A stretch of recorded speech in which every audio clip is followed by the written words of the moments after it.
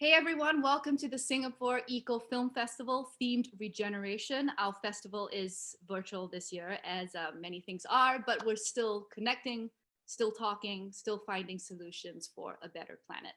I'm Elizabeth Lazan, the Eco Ambassador for the festival this year, and we are here this afternoon for a very special session. We are speaking to the director Josh Tickell, filmmaker of Kiss the Ground, which was our opening night film, and we had a fantastic sign up for it. So thank you so much, and that makes me really happy because it is such an important film for all of us to watch. Before we bring Josh on, just a few things. As a webinar, please feel free to interact with each other in the chat box as we are in different time zones. This was recorded earlier, but we did get your submitted questions, so not to worry, and we'll try to get to them by the end of the session. Now, to bring on our guest, I'm just going to give a quick introduction. Josh Tickell is an author, award-winning filmmaker, activist, and environmental advocate. He drove across the country in a van dubbed the Veggie Van, fueled by using only frying oil from fast food restaurants. He published his first book in 1998 and also began working on a documentary to chronicle and raise awareness about biodiesel and the green energy movement. His first film Fuel, won awards at festivals around the world, including the Audience Award at Sundance, and established him as one of the nation's leading experts on biofuel and wasteful practices.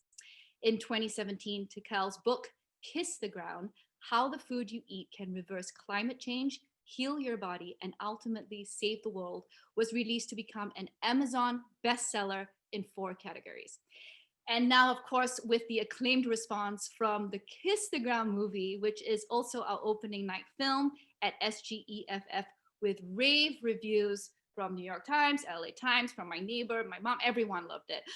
So Josh, welcome to the film festival. Thank you very much. Great to see Yeah, you, Elizabeth. great to Thank see you for having me. Yeah, thank you for being here.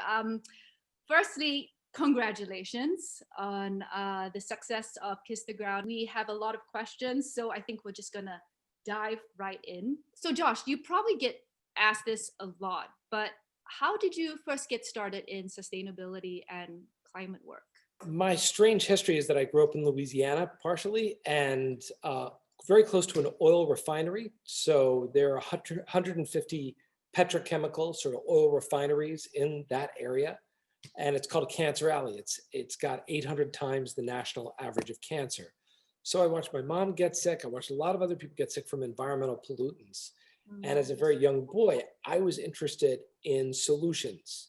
So I started my first water quality science projects when I was, before high school, and went on to do science fairs on water quality and just was always looking at environmental solutions. And that's been my life for, I don't know, better part of 30 years. Yeah, in the intro, I talked about your veggie van that you drove, powered by frying oil. I shot a food show with my best friend driving across country, and now you've inspired me to reshoot it using biofuel and documenting that again. So, what was it like exploring that alternative energy as your main source of transportation? I mean, how long did you do it for? So that experiment started in college. That was high school. I was like really interested in water quality, environmental quality, air quality. And then in college, I got really interested in fusing chemistry and automotive technology, chemistry and physics. It was really just chemistry and old engines, basically. And found a chemistry professor who was kind enough to, I was a terrible chemistry student, the worst ever. Everybody else would have blue fizzy stuff in their test tube. Yeah, mine would be like pink and like eating a hole through the thing, and it was eating a hole in the floor. Everybody was like, so I was, I was a bad chemistry student, but I was a good environmental student. So I was curious. My curiosity was enough to overcome my shortcomings in terms of my not paying attention in class, covalent bonds and all that kind of stuff. But when it came time to like make an alternative fuel, I was like, okay, now I've got to relearn all this stuff. So I found a chemistry professor in college who was like, basically your chemistry understanding is sub high school level. I was like, I know, but I have to make fuel. It's got to save the world.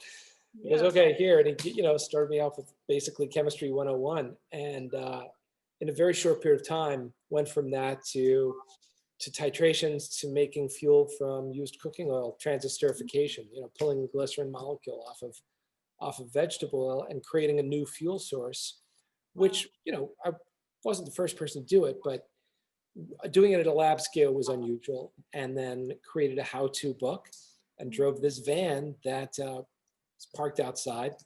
It's getting is it? Do you have it? It's still out there, yeah. Wow. Still going.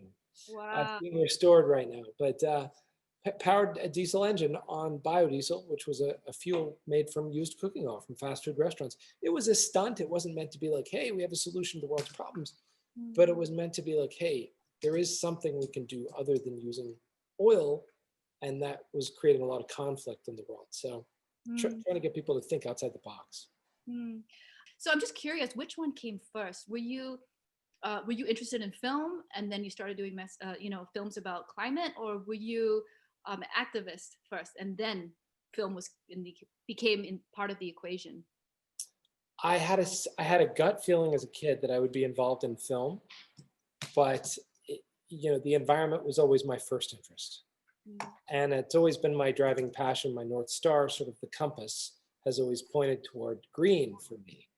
And that's, all these things are ways of talking about the issue. Chemistry is a way, filmmaking is a way. These are tools.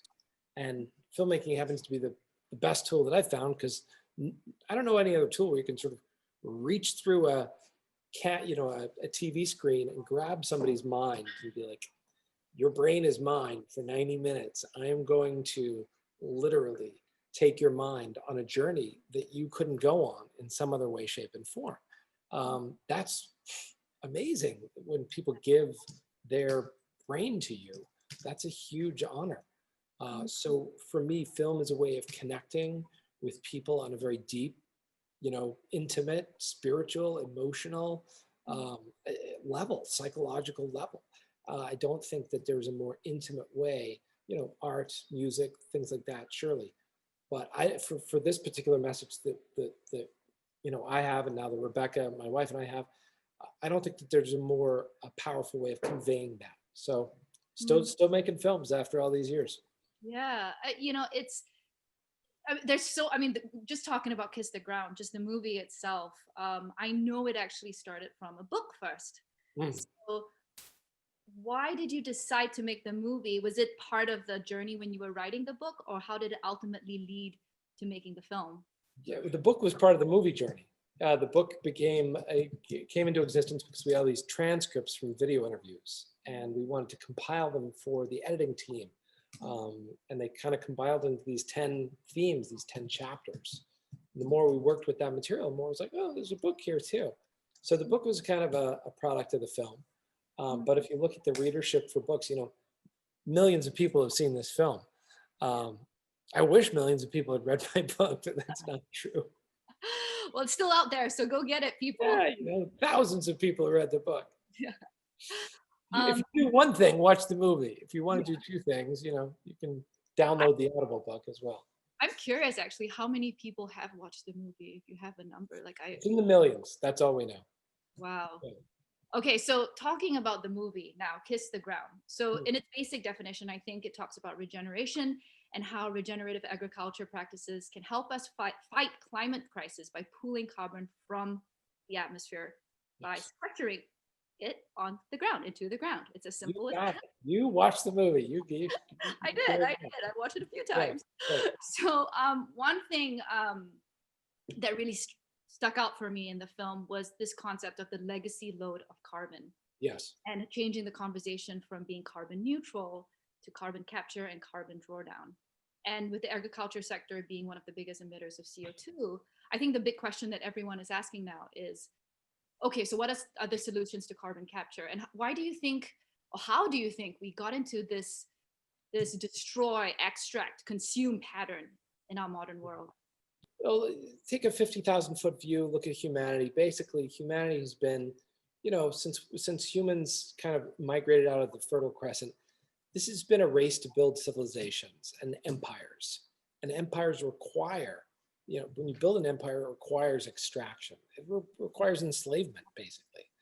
And so if you look at the course of human history for 10,000 years, we build empires.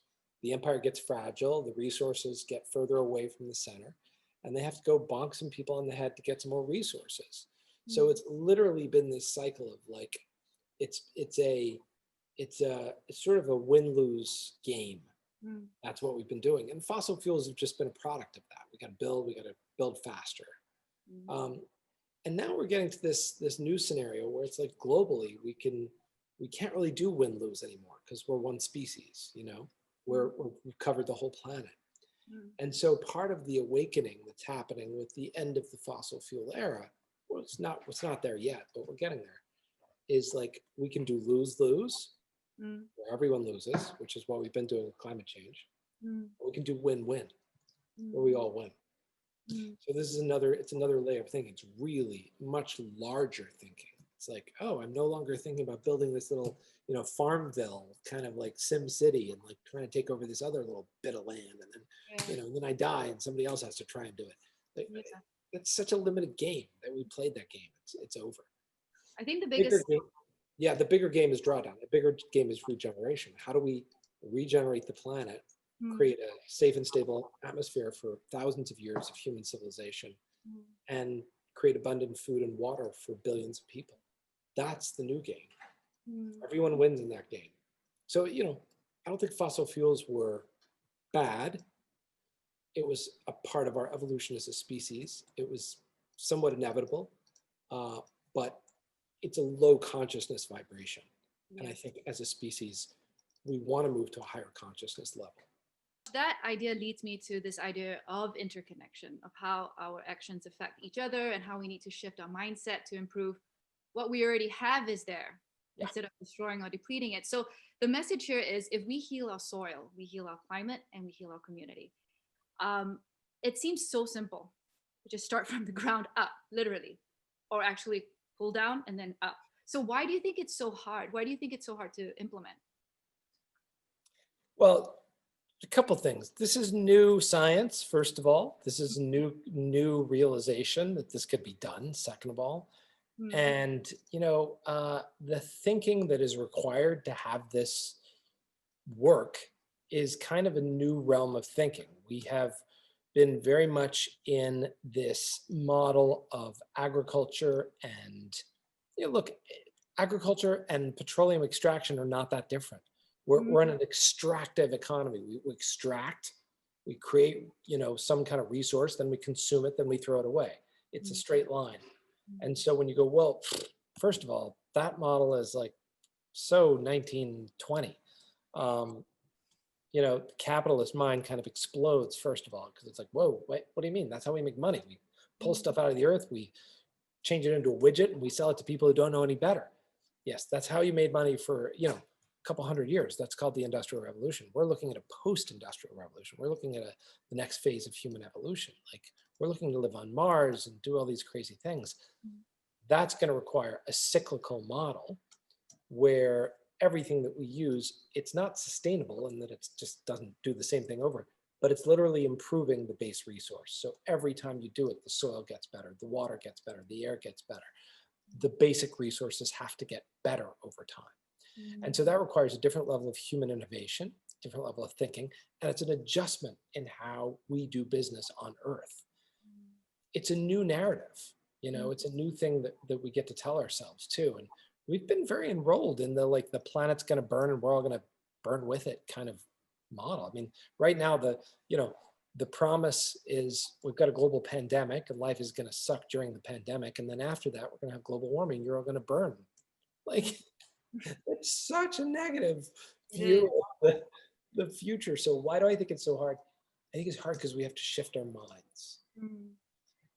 And when you're used to thinking in a certain pattern or used to behaving in a certain way or saying certain words or anything that we're used to doing, it's a pattern. We've got to break the pattern. We break the patterns, anything's possible. Regeneration is super powerful. It shows us we can have a different future. You know, I think it reminds me that we're only producing for production and money, and we're not really talking about the livelihood of animals or land or the planet or people. And I'd just like to touch upon this in the film, talking about animals. You know, cows get a bad reputation, but actually can be used as a tool to really manage the soil systems that we have destroyed. If Yeah. managed holistically, cows can be really beneficial. So can you share more about how your film touches upon that? Yeah, look, bottom line is we've got 2/3 of the planet that has been turned into desert or semi-desert. 2/3, Wow. 2/3 of Earth, the land being less than 25% of the surface. So, you don't have a lot of land to play with in the beginning. So we've taken the vast majority of that land and we've stripped it of trees, we've stripped it of topsoil, and now it's blowing in the wind. So the question becomes, okay, there's a new movement to plant 1 trillion trees. Well, we've lost 3 trillion trees. So 1 trillion is a good start. We need to do that. But there's not enough rainfall in the vast majority of the 2/3 of the world that we've stripped to support tree cover. We've changed the ecosystem so much. So what are we going to do? How are we going to get those 2/3 of the planet? How are we going to get that to regrow? Well, you could send people and machines that would, now you're burning fossil fuel. So you're burning fossil fuel to fix the climate. Oh, you're going to have drones do it. Like, okay, where are you going to get all the, that's a lot of batteries you're going to need for all those drones, like you're going to mine, Bolivia for all the lithium that it has. Yeah. So you start to get into these intractable technological fixes. We're tool makers as humans. We want to build a tool to fix the problem. Well, what if we just look at biology? How would biology fix this? Because biology is far more elegant than anything we've built. Biology would fix it with ruminants, with multi-stomached, 4-legged creatures that are moved across the land by predators. And what they do is when they trample the land and they pee and they poo, they create fertility. That's the fertility that you need in order to grow tall grasses. Grasses only grow when they're eaten up. They have to be chopped. If they're not chopped, they burn up and they turn into dead grass, oxidization. So what we can do is we can cover that 2/3 of the planet first with very tall grasses, 6-10 feet tall. And what will eat those grasses and keep that cycle going is cows. Cows are the ultimate 4-legged regeneration tool, which currently is being misused. That's why cows have a bad rap. People are like, cows are bad. Well, cows are just cows. They're not bad, they're not good. Cows are like rocks. Rocks are not good, rocks are not bad. So the way we manage cows as humans right now is we stick them in feedlots. We feed them stuff that they're not supposed to eat, corn and soy. Cows are not supposed to eat that. They're supposed to eat grass. And then we make them sick. And then we've got sick animals living in sick conditions. And then we eat those sick animals and we get sick. What a surprise. So again, it's a pattern that we need to break. And we need to go back and mimic nature, use the cows, and regenerate the 2/3 of the planet that is turned into desert.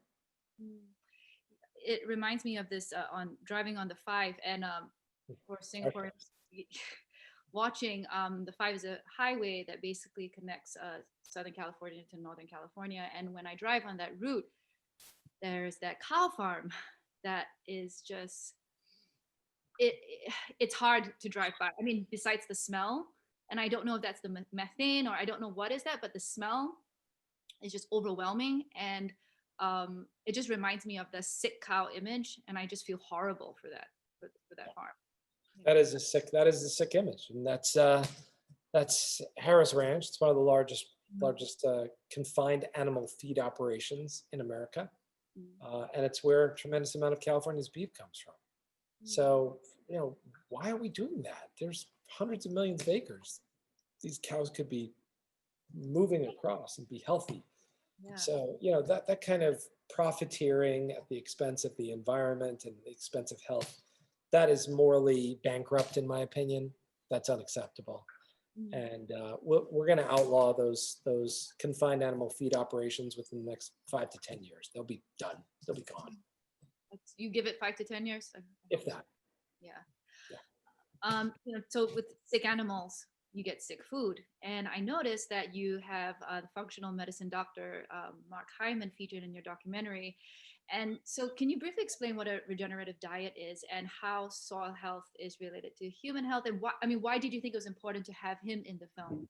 Yeah, well, if you look at the human gut, the microbiome, which is this catchphrase that healthy people are into these days, you realize, wow, humans, we are actually alive because the bacteria in our bodies keep us alive. And that's kind of crazy. You take the bacteria out of the body dies. And we realizing as we look at medical science more and more, the role that bacteria play. Bacteria digest our food for us. Bacteria are the part of the communication network of our bodies. And bacteria require a very perfect balance. If we put poisons into our bodies, we poison the microbiome, the bacteria dies. So do we. Whereas if we have fertility and we have health and we have good food, the bacteria flourish. Sorry about that noise. Oh, okay. So the bacteria in our bodies, in many ways, very similar. Some of them are identical to the bacteria in the soil. And the soil and the human body react the same way. Chemicals, poisons kill this bacterial life in the soil. The soil dries out. It can't sustain plant life. Can't sustain plant life. That means you can't grow crops. Can't grow crops. You're back to square one, right? And so what ends up happening is with the soil, we have the cycle of sickness where soil gets sick. So we put a lot of chemicals into it to kind of prop up the plants, prop up the growing. When our bodies get sick, we have to start putting, all this chemical stuff in our bodies, medicines, harsh things. And there's a time and a place for that. I'm not saying Western medicine is bad. It's life-saving. Saved my life many times. But overall, for homeostasis, for human health to continue, the bacteria is perhaps the most important part of our body to keep alive. And it's the part we pay the least attention to. Yeah. It's kind of connected to all industries, isn't it? I mean, in our diets, in our clothes, thinking about when we wash our clothes, the microfibers, the microplastics that go back into the soil. I mean, you ask, where is our fiber coming from and where is it returning to? Totally. So it's all connected. So, just talking a bit about Singapore, food waste has been a long problem, and Singaporeans, we love our food because we do have really good food. So in 2018, the city-state actually produced 763,000 tons of food waste.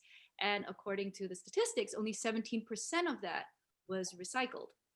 So in the film, you talk about composting. Can you share a little more about how, you can start that in your own backyard, maybe create your own little ecosystem around that? Yeah, look, anyone can compost, even if you live in an apartment, you don't have a backyard. You can do a kitchen countertop composter. Especially COVID, we've all got a little more time on our hands. Vermicomposting is fun. That's where you get some worms. They come in the mail.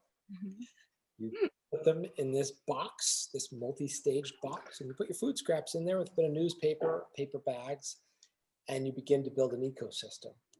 Just like people have ant farms, some people have worm farms. And the difference is worms make soil. And so you're literally building soil on your kitchen countertop. Take that soil, you put it in a pot, plant some plants, grow some food. Guess what you're going to do with the food? You're going to eat it. Then there's going to be food scraps. What are you going to do with that? Compost it. So it creates this, again, it's a cycle that makes the original resource better. That's why I like to say you can do this stuff at any scale.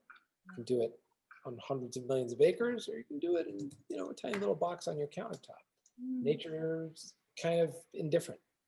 Just wants to do what it wants to do. Thinking about regenerative agriculture, thinking about, how do I regenerate? It's just can be quite overwhelming, especially if you live in a city and you're not used to that. So, thank you for sharing that tidbit. So the theme of the festival, SGEFF, is regeneration. So not just thinking about it in terms of the model of sustainability, where we consider the health of the whole system, but the theme also touches upon the next generation of youth. So I know in Chris the Ground, the organization, you have a Soil Story middle school curriculum, which is a great program for youth. So just to talk about that. And you also have, you ended the film actually with this amazing group of kids running with slogans. I love that. That was intentional. That was an intentional message. So what do you think is great about this Gen Z movement? And what do you think needs to be built upon? Well, look, this is a young, innovative generation. They're interconnected in a way that no one else has ever been on the planet. I think what we are excited about in terms of things like regeneration is the ability to get these really key concepts across fast to millions of people and have them take the concept on and go, oh, this is now mine. Compost is my thing. I'm going to share that, you know. That's going to be something that's you can put it on TikTok. Cool. That's cool. So I think with Kiss the Ground, you know, we're making the film available for free to every student in the world and every teacher in the world. That's going to start in January. So if you're at home, you're learning due to COVID in a remote environment, as long as you have some kind of internet access, we will even send you a DVD. That's how dedicated we are to making sure students are going to get this film. Yeah. So this is a free starting in January. You'll be able to go to kissthegroundmovie.com, get the student version of the film for free. Great. So, you know, I think it's about education. It's about information sharing. It's about saying, hey, look, now this is yours. Take it on. Go for it, Gen Z. Go for it, millennials, you know. I think it's up to the citizens. I mean, it's up to us, communities, ground up, you know, I mean, no pun intended, but ground up to really enact change. I mean, politicians, corporations, governments can do it, but the noise, the action comes from the education, right from the beginning. So from the ground up, that's good. From the ground up, yeah. So, okay, where do you think the future of energy is headed? You know, you spoke in your career, you talked about biofuels, you talked about how we start burning fossil fuels, sequester carbon. I mean, these two themes have greatly touched your career. So where do you think the future of energy is? Well, I think we're scratching the surface with electrification today. And I tend to think in very broad terms. You know, we are, you know, true green environmentalists are almost anti-electric vehicle because we have to mine these rare earth metals to create batteries, right? So we've got lithium-based batteries, we've got cadmium-based batteries. It doesn't matter. We just keep changing the metal. It's still a rare earth metal. I think what's exciting is we're now seeing water-based batteries. We're seeing carbon-based batteries, where at the molecular level, you're designing a carbon sponge that can literally hold electrons. Now, well, what's the thing we have so much of? Carbon, right? Got a teraton of carbon in the atmosphere. It seems like if we were smart monkeys, which we pride ourselves in being, we'd figure out how to use all that carbon and turn it into something cool, like car frames and batteries and things that could be recycled. So I think the next generation of electrification is some combination of 3D printing and hyper kind of molecular design based on carbon matrices and carbon lattice work.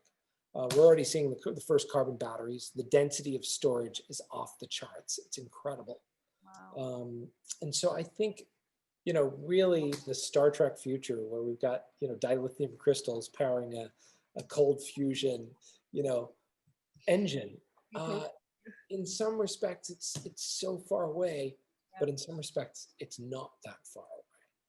So I think we're going to move away from biofuels. I think we're going to move away from biological energy, from dense carbon, you know, oil-based fossil energy. I think the stuff that's coming is going to be so cheap, so easy to manufacture, and so accessible that it's, you know, look, electricity is going to be a huge portion of the solution. Hydrogen, we're still going to see a lot of solar. We're still going to see wind. These things are going to happen. But the amount of energy needed to do basic things, from lighting to heating to cooking to transportation, is going to go down, and the efficiencies are going to go up. And we're not going to need as much stuff just to do the basic human things, which is good because we're going to have 10 billion people by 2050. So it is time to get efficient. Is this going to be your next film? Because I would watch it. That sounds really interesting to touch upon. Well, actually, we're working on our next film over here. This right here. Is that private and confidential? No, I mean, we could share a little bit. It's called The Regeneration. It's going to be out next year. Oh, wow. You want to see a clip of that? Hey, I mean, why not? We have a sneak peek into your magic space. Okay, Yeah. okay. So this is Gabby. Gabby's this amazing editor and visual effects artist. No. Hi, We're working on a tight deadline here for another film. Can you see the screen there? It's a little dark. Yeah. It looks dark. It's a little dark. Do you see it at all there, Liz? It's a little dark, to be honest. I can't really. That's amazing. It looks black. Oh, Oh here. yeah, here we go. There you go. Now it's better. Yeah. It has It has like a weird like a polarization. polarization. Yeah. Notice we didn't test this technically. This is really happening in real Oh time. my gosh, ladies This and is- gentlemen, This is real. I think more to the left. Yeah, perfect. Yeah, that's good. Oh, wow. Yeah, this is like an eye test. This is awesome. All right, you're going to get a sneak peek here. This is what we're literally racing to finish this movie right here. You're going to see where we're at. Great. Yeah, good. All right. Hopefully the sound works. Here we go. Real change and being on the ground. Changing the world right now as we speak. This is real change I'm seeing on the ground right now, but people don't see it yet because it doesn't make the headlines. It's not sensational and conflict driven. It's real progress. We need to keep in mind who we are as a people and preserve those values into the next turning. And the next first turning, which I think will probably happen at the very end of the 2020s. That'll be the time when the generation after millennials, this new homeland generation, they will be coming of age. My friends and I might still be 11, but we know what is right and wrong. We say no more. Millennials are beginning to move into real leadership roles for the first time. This will be the new golden age because we will have successfully, finally, by dint of this great collective struggle, solved so many global problems, environmental problems, that will last for the next couple of generations after that. Every generation leaves something behind to be remembered by, and we are at a tipping point right now.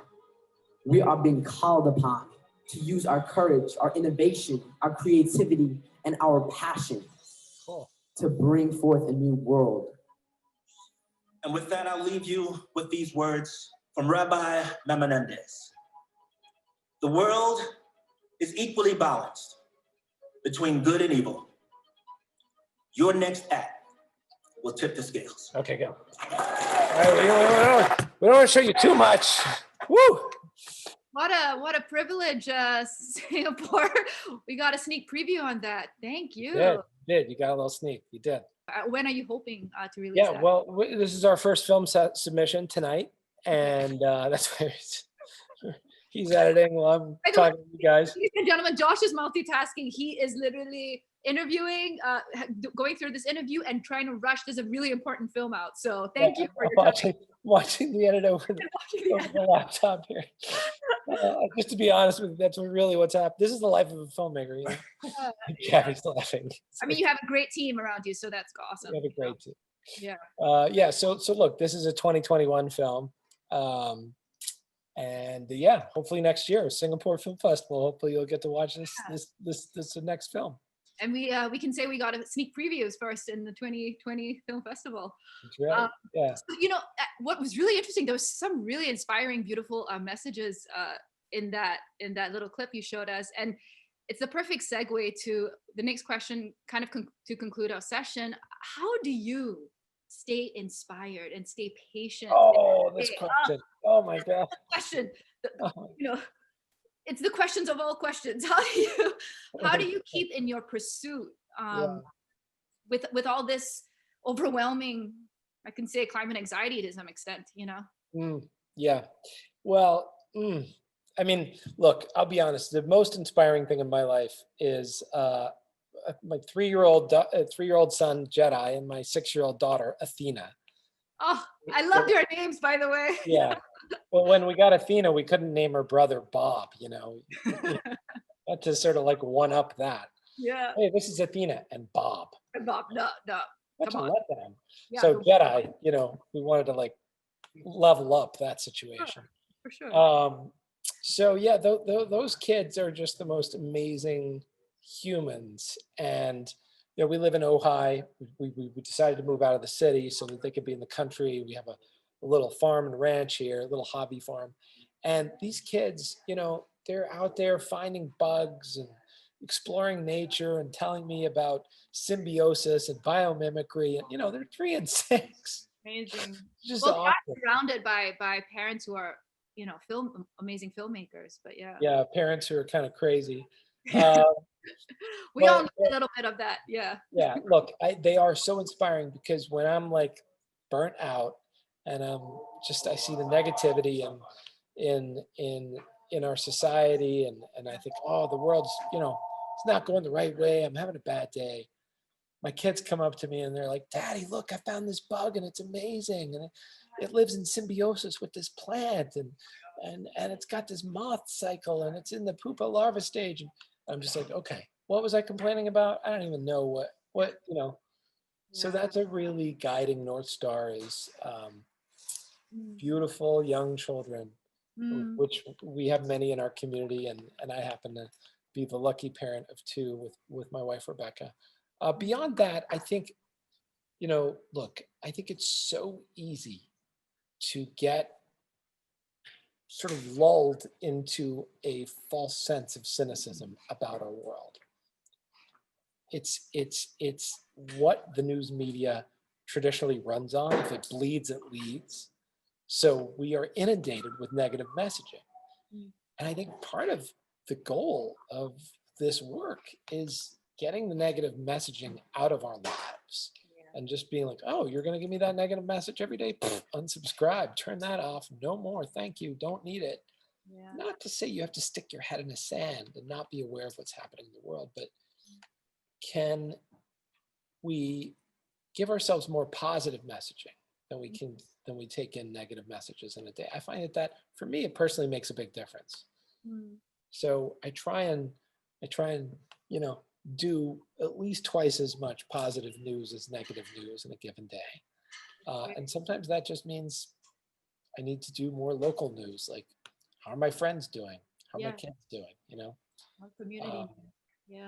And beyond that, I think the bigger message of regeneration is very powerful. Regeneration is very simple. It's the operating system of nature. You pick a leaf off a tree, it grows a new leaf. If a lizard loses its tail, it grows a new tail, We forget that nature works the same way on a macro scale. If you turn 2/3 of the planet into a desert, you can turn it back into a lush ecosystem by proper management. So we get lulled into this idea that it can't change, but nature is actually on the side of positive change.